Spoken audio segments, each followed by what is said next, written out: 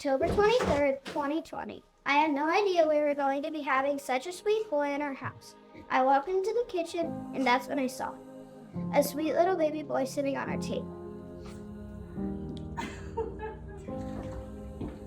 Who's there? Do you want to let her in? Hi, can I come in? Come on in. Okay, I always have to ask. Hello. You were talking about it.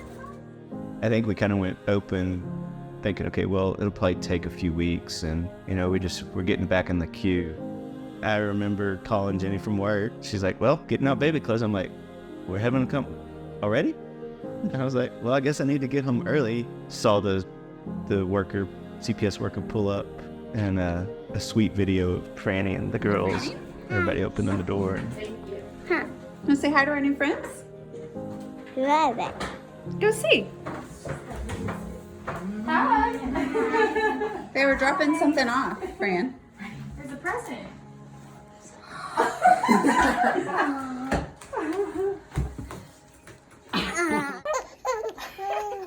Oh my goodness. Sweet boy. Yeah, he came. It was a Friday night, and Oliver had an 8 a.m. football game the next morning, and so we slept, I don't know how much, but by 6 we were up and, packing him in the car, and it's so fun to see, I think, to our friends in our neighborhood. When we showed up with him, at football, it was, okay, here's our next baby. Like, this is our baby until it's no longer our baby. November 9th of 22 is a really amazing day because it's the day that we adopted Worth into our family. Pulling up to the courthouse, it was happy. There was a finality to the fact that we were finally coming to an end of that chapter of the journey we'd been on, but also knowing the world was about to change forever for us, for our kids, for him. And so that was exciting.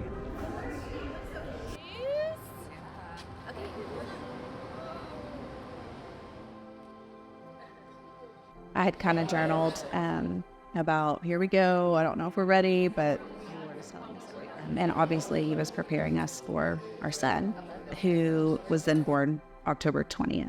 And we got the call October 23rd. It was around 3 in the afternoon, and kids were at school, then called him, and he, of course, said, what are you doing? I was like, well, I'm getting baby clothes out. This time the court calls A-22-00121 in the interest of a child. You heard the questions that I asked your wife, is that right? I did. And if I had asked you those same questions, would your answers be substantially the same? They would be the same. All right, you join with her in this action. You believe this is what's best for your youngest child and your entire family, is that right? I do. Up until today, you've had an obligation to this boy. It's primarily been moral. You understand that today we create a permanent legal relationship between you and him until the day you die. I do. All right, you believe that's both in your best interest and in his? Absolutely. Perfect. Thank you, Judge. The court does find it's in the best interest of the child to grant the adoption. The court does find it's also in the best interest of the child to change the name. And that does conclude the record. Congratulations. Going from foster parents to adoptive parents was just part of the journey. It all started with me thinking she's crazy, to praying and respite, to we're equipped, we're able, it's been put on our hearts, and, there's no reason for us not to ever be actively engaged in fostering. He's amazing. He's wicked smart. It's amazing. He talks in sentences now, but he just brings joy. He rides around on this little Hot Wheel bike thing through the house, and, if you think it's gonna hurt to lose him and have him go, that means you're the perfect person for it, because they just need someone to love them. Can be a sacrificial love, or it can be one where they stay and they become part of your family, and then it's totally joyous. Swing, dude.